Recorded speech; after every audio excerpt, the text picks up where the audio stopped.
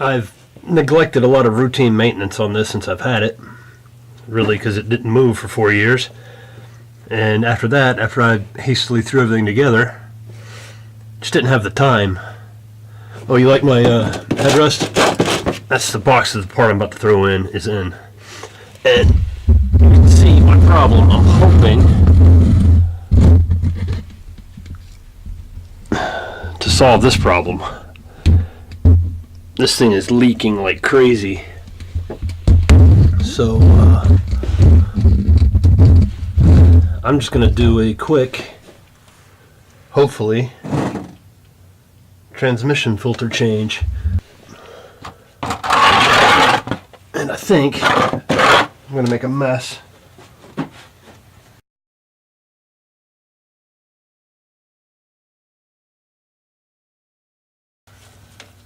That is really bad. All those fasteners are pretty much finger tight. I better find the Torx for that.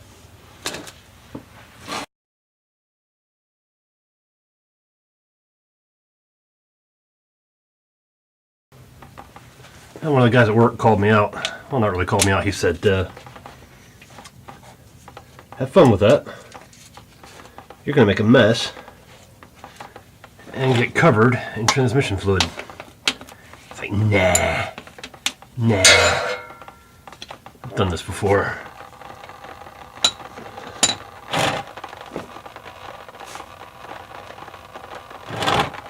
That's pretty relaxing. I'll take a nap under here.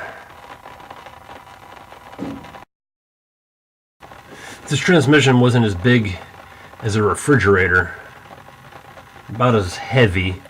The pan wouldn't be so wide. Seriously, that oil pan, transmission oil pan, is bigger than my cooler. Thing's huge. I'll fetch a screwdriver.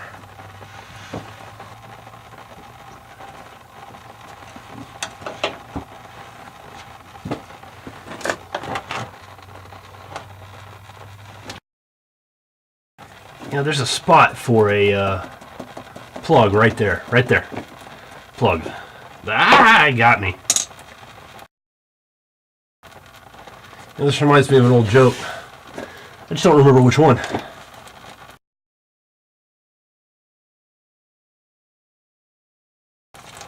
Ah, and this fluid is so cold too.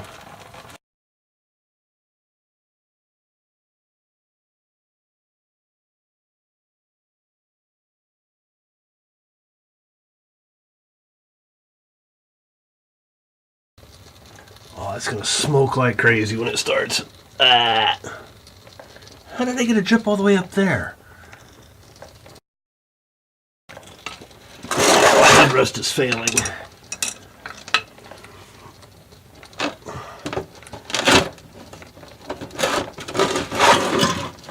I squished it too much.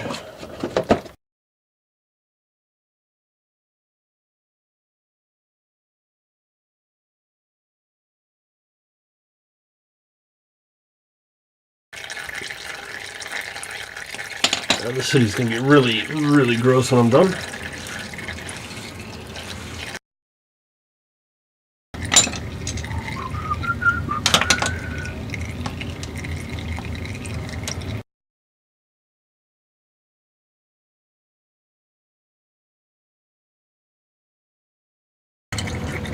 I'll put my head on my socket. Ouch.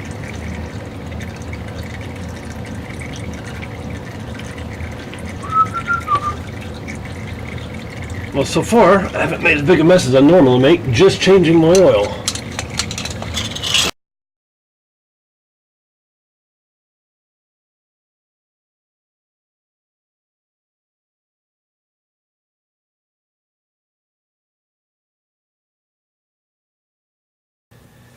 Put one screw in there, so this whole thing doesn't come crashing down.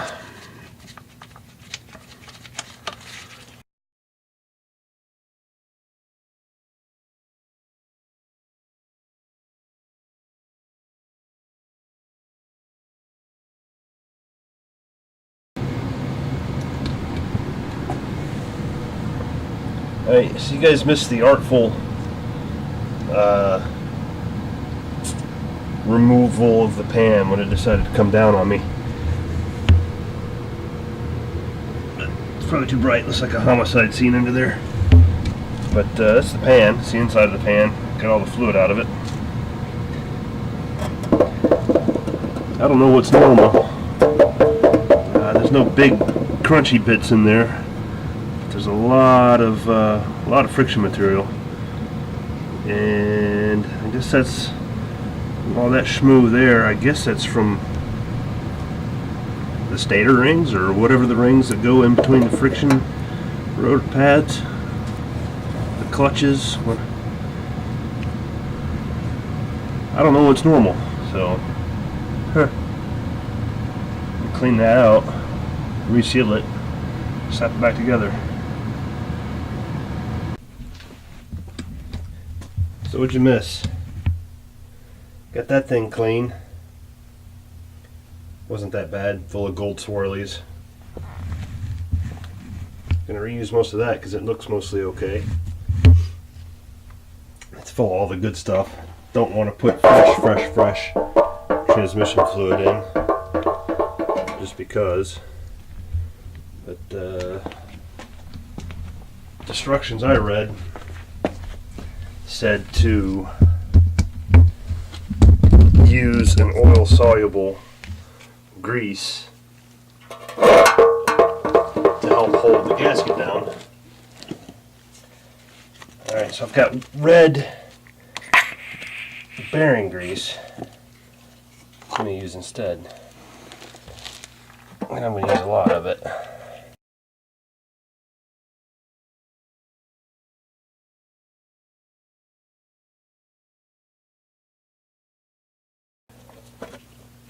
That's much better. All I'm doing is following the directions that were on the back of the box. Last time I did one of these was in my old van, and it was acting up real bad.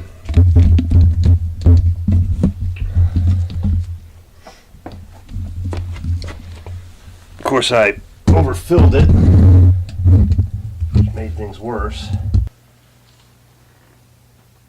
Turns out the whole problem was I had a dent in the pan. First order of business, don't do what I was about to do and forget to put the filter in.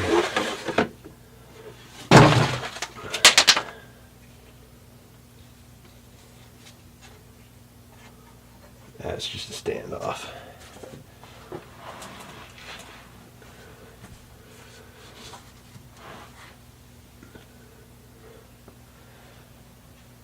I think I want a picture of that because that's pretty. This thing's still dripping, and it's going to drip right down my sleeve, I think. Yep, first drip right down the sleeve. And where do you live? Where do you want to live? I think I hit right where it wanted to live right off the bat. Drove all the way to a transmission shop in Steele, Alabama.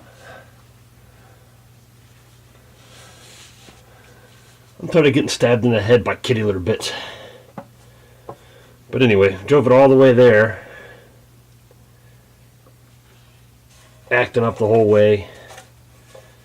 Guy's going to charge us, I think, $300 to drop in a used C6 transmission into that old thing.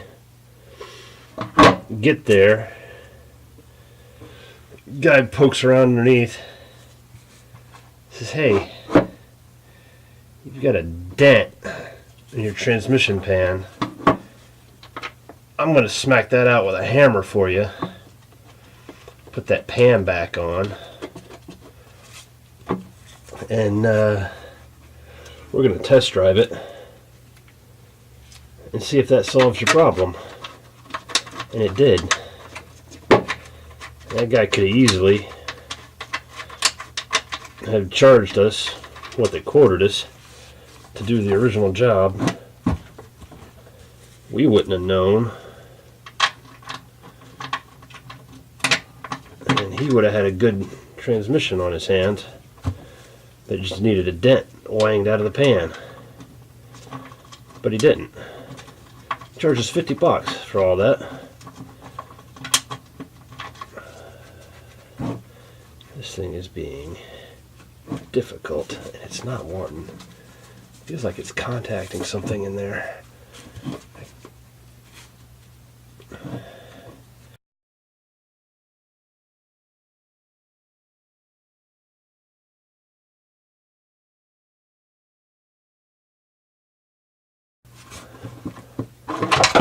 Mother of.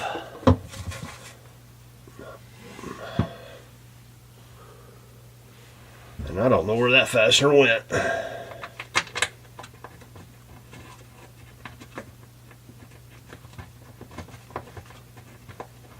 It's my least favorite part right here.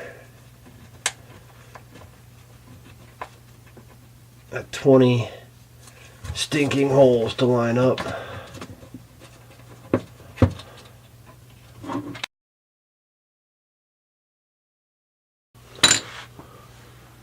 Little guy is. I gotta remember there's still, I think I dropped 2 of them in the oil pan.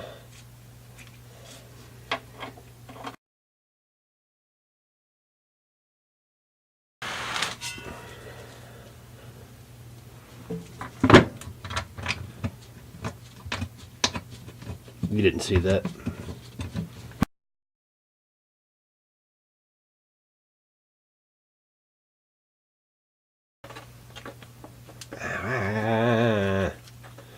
Stop falling out.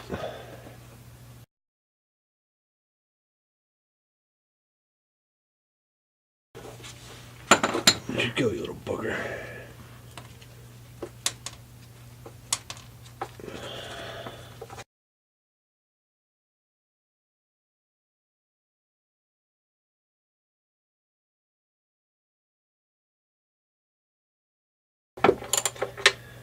I'm not tightening these all the way, I'm just getting them snug.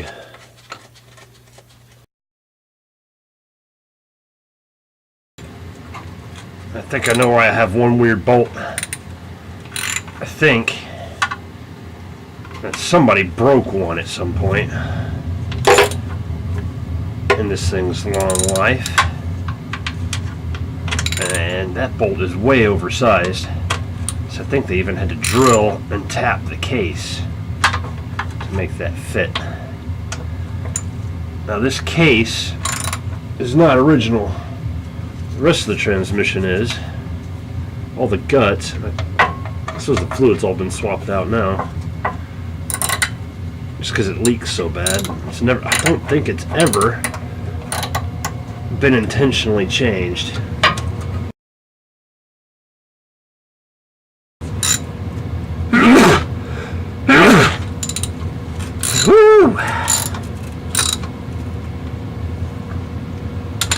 Excuse me.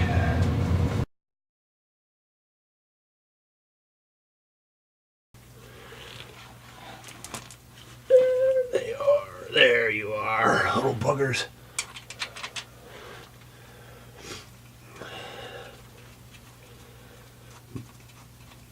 Guys on Mighty Car Mods just a minute ago, as I was taking a quick break, they posted 21 reasons why they don't film on the driveway anymore. Now, they had mentioned a while ago that Marty had to move because people kept turning up at his house. It's like, how rude is that? Didn't really know the extent of it until what they just posted today. Apparently, I don't know if it's Moog or Marty, one of them was taking a shower, gets out of the shower, it's a complete stranger in his house, standing there smiling at him, and did not see an issue with it at all. That's just rude. So, yeah, that's a valid reason for kind of keeping where you do all your work secret. And a long time ago, I'd mentioned to Jake, and that's just speculatively saying that, hey, I wonder if you could take clips from Finnegan's Garage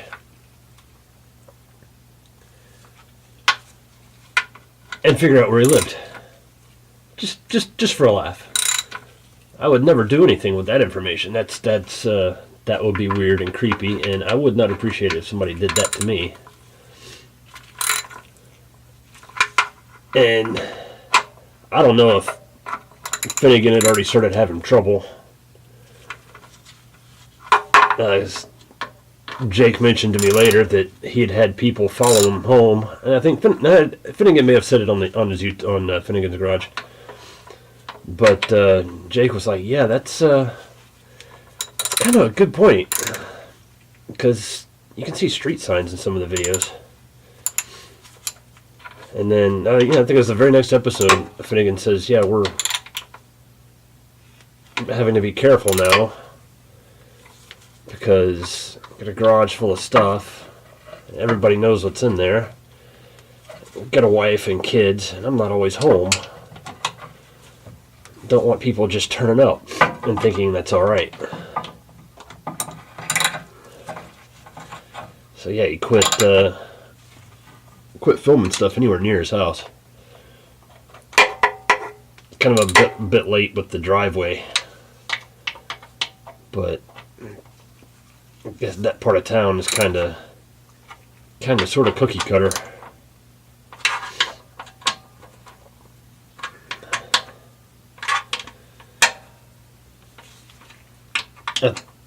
21 points Mighty Car Mods mentioned for why they don't film in the driveway. A couple of them I'd like to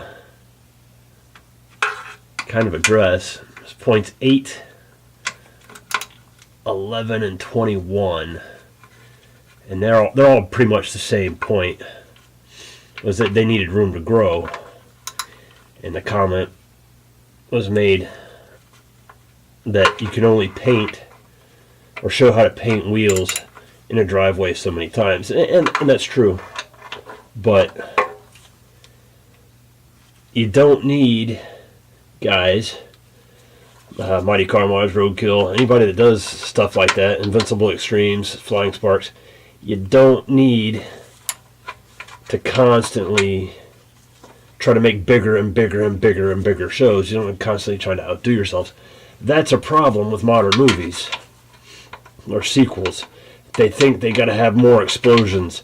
They think they got to have more wow, more bang to keep the audience interested. And then they forget that it's the charm of the movie that we were interested in the first place. And the special effects and all the bam, all the wow was secondary. So yeah, keep learning, keep growing, keep doing what you do, and as long as you're doing what you love to do and you maintain that same charm through, of course, you're going to naturally grow and progress and change. You're going to be fine. You don't need to keep, well, we did 2 jumps in that last episode, so now we need to do 3 in this episode. Yeah, no. And is that plug loose? I can't even get to it. How did I get to that plug last time? Hey.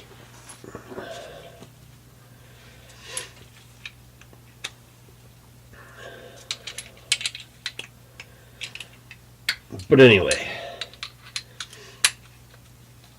not saying, just saying, I know those guys aren't going to see this at all, but hey, keep up the good work. You're where you are because we like to watch what you're doing. You're keeping us entertained. And the projects don't have to keep bigger and bigger and bigger to keep us entertained. I mean, you just showed how to build a $30 creeper, for goodness sakes. You showed us how a potato increases horsepower. A potato in the exhaust system increases horsepower. A salad bowl on a carburetor increases horsepower. So the things you're showing us recently, instead of doing crazy things like twin engine Cadillac off-road machine, which that's a huge project, and hacked together, and it was just so funny. And that's just natural growth and progression.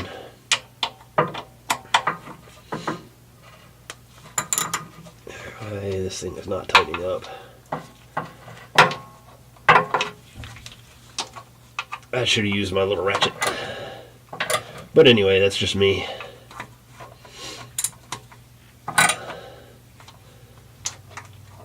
I mean, I'm tightening bolts and talking to a camera. Chris on the AVE, he swears a lot, tells dirty jokes, and you never see his face. And he's got a huge following. I mean, I'm sure it's not in the millions. And his attitude is, oh, you don't like what I'm doing? You want to unsubscribe? Bye. You've just increased the quality ratio here quite a lot. Which he lives for the interaction.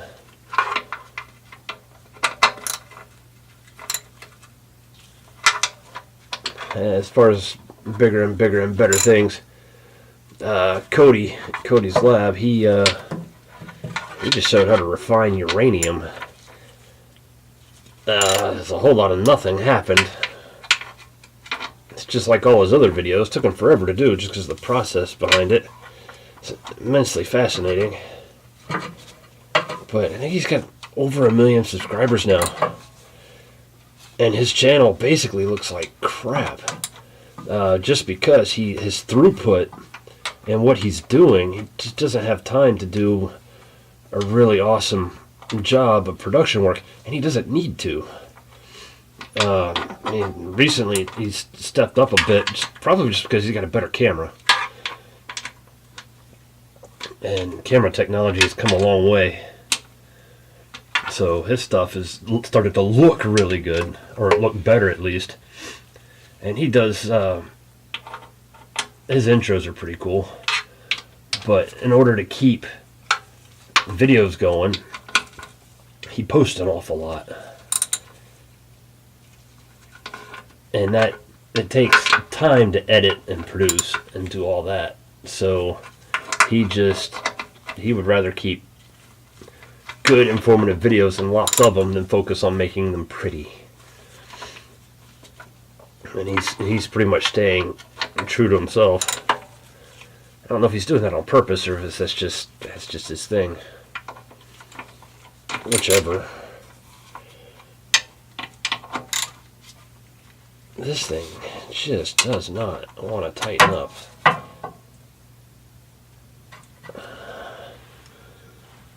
But I'm going to call that good. Alright. What I'm getting ready to do, probably, is make a gigantic mess. I have to do this really, really slowly because this funnel has a filter screen in it and I can't see what I'm doing. And this thing is heavy. Now probably what I'm doing is pointless other than to save the fluid. It's probably a myth that if you've never changed your transmission fluid and you got a high mileage car and your transmission's working fine ish, changing the fluid will probably break it due to all the detergents and the brand new fluid and all the gunk and suspension and the old stuff. The filter should take care of most of it, but I don't know. We'll see what happens. Maybe a 4,000-mile road trip isn't the best time to figure that out. But hey, when I get back, I can do a complete fluid change and let you know.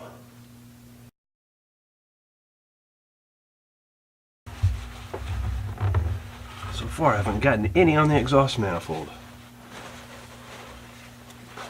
That's a win. I don't see any schmoo on the filter either. So that's a good sign. There's no big chunky bits in it. Big chunky bits are bad.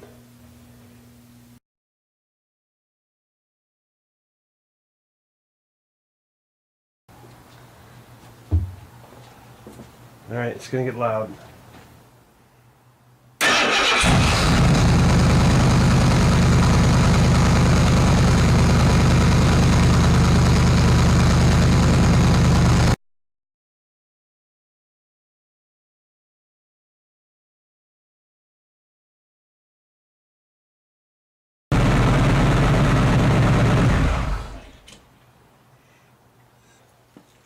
It's enough pollution for right now.